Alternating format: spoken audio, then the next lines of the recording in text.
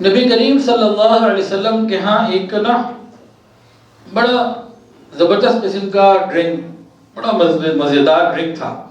آپ اور صحابہ کرام اس کو بڑے شوق سے، بڑی رغبت سے لیا کرتے تھے۔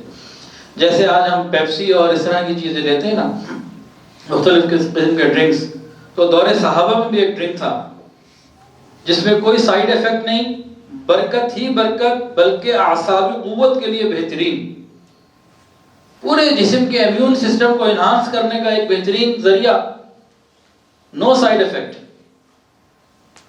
اور کسی کو کسی قسم کی جسمانی کمزوری ہے، کسی بھی قسم کی، ذہنی ہے، قلبی ہے، اعصابی ہے، کسی بھی قسم کی، مرد ہے، عورت ہے، سب کے لیے انتہائی مفید یہ مشروب ہے۔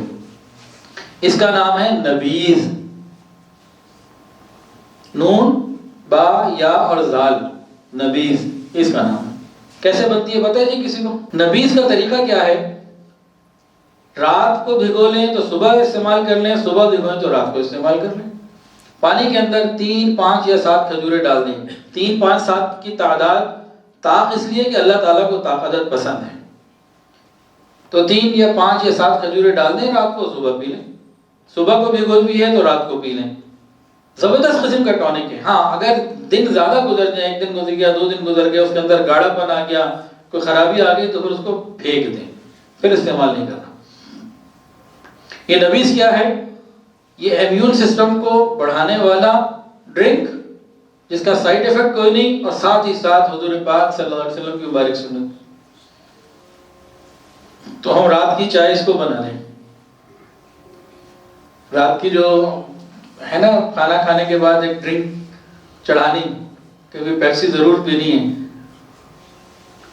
تو اس کی جگہ اس کو بنا لیں، کم سے کم صحت تو بنے گی، اس سے تو سوائے نقصان کے صحت کے اور کچھ بھی نہیں۔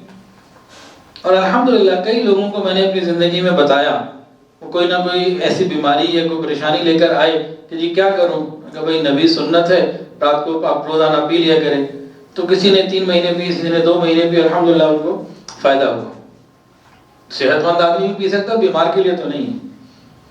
تو نبیذ کا پینا یہ سنت ہے۔ ویڈیو کے نیچے سبسکرائب کے بٹن پہ کلک کریں، بیل کے آئیکن پہ کلک کیجئے تاکہ ہر نئی ویڈیو کی نوٹیفیکیشن آپ کو مل جائے۔